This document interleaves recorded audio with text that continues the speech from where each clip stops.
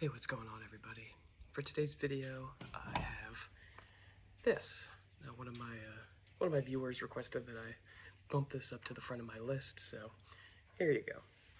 This is the Lee Enfield. This is the SMLE Mark III, and as far as I'm aware, it is stamped 1916, which, as far as I'm aware, means it was made in 1916 for this particular model. So this is a gun that's well over 100 years old. It is absolutely stamped. It has so many import stamps on here, it's not even funny. But this is a 303 British Lee Enfield. It's chambered in this big boy right here. It is it's no slouch of a round. It's definitely a big beefy round. There's like one gun store in my whole area that carries this ammo, so anytime I go in there, I usually stock up on it. So this is about a World War I era. I strongly doubt this saw any service, but it's around that time period.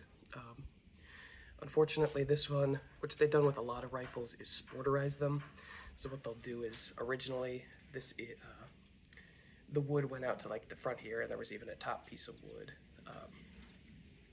And you could even see like where there used to be a sling mount that somebody filled in. So this is the original stock. It's just they've sporterized it after wars and everything like that. 303 could be used for hunting purposes. So what they did was they demilitarized it in a sense by chopping off the wood, made it nice and lightweight, so that way you could go hunt with this rifle now. I really wish they didn't do that, but it did make this rifle a lot cheaper than if it was not sporterized.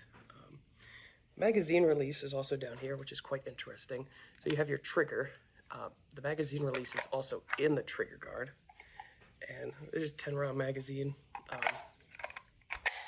For a gun that's over 100 years old, I mean, it shoots surprisingly well. I've had no issues with it.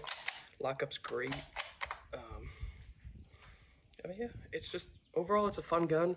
It does kick your shoulder pretty decently, so anytime I take this out, I can only shoot it a few times. We'll see today how I go, but it does have a front adjustable sight post here. But overall, for what it is, it's a pretty neat piece to have in the collection. So I'll take it over to the range and I'll show you guys how it works. All right, so we're out at the range part now. I'm a little further back than I normally would be, just because this does have a little bit of a kick to it. One of the other things, at least with this particular one, and I'm assuming every gun's kind of different, just the front lips here don't seem to hold the ammo very well. So a lot of the times, it can hold it, but a lot of the times it's just best just to top load it, and from what I've seen at least. So I'll throw one down range real quick just to show you guys.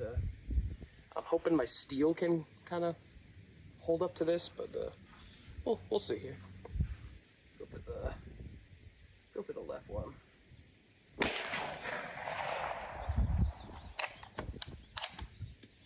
Let's see if I can hit. I have no idea where this guy's aiming. My front sights. Throw another one down range real quick. There we go. So it is a fun little gun. Like I said, I'm wearing a hoodie today, so it's a little different, but it does you do feel this in your shoulder a little bit. Let's go with two real quick. Let's see, I'll try to do that right one. Yeah.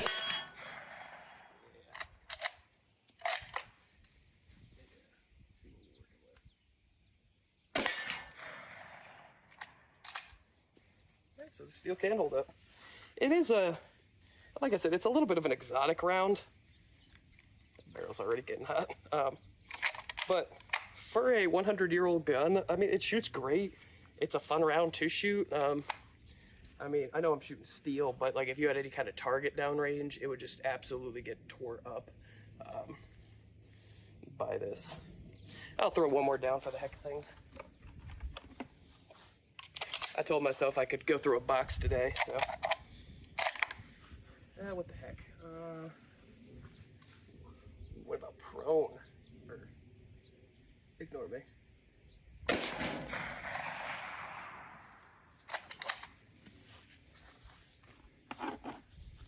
Ignore me, I'm just having fun at this point. It is a fun gun to shoot. I don't bring this out very often. I have some friends that love shooting it too, just because of like what it is. But